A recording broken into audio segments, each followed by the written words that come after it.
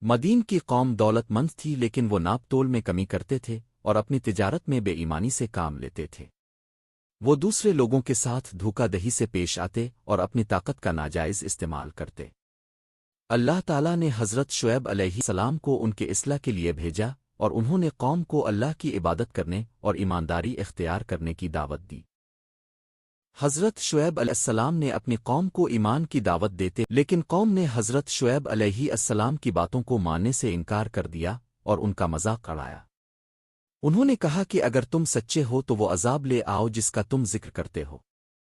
حضرت شعیب علیہ السلام نے اپنی قوم کو عذاب سے ڈرایا اور ان کو اصلاح کا موقع دیا لیکن وہ اپنی سرکشی پر قائم رہے۔ جب مدین کی قوم نے حضرت شعیب علیہ السلام کی دعوت کو مسلسل نظر انداز کیا اور اپنی بدعملیوں سے باز نہ آئی تو اللہ تعالیٰ نے ان پر اپنا عذاب نازل کیا۔ اللہ تعالیٰ نے حضرت شعیب علیہ السلام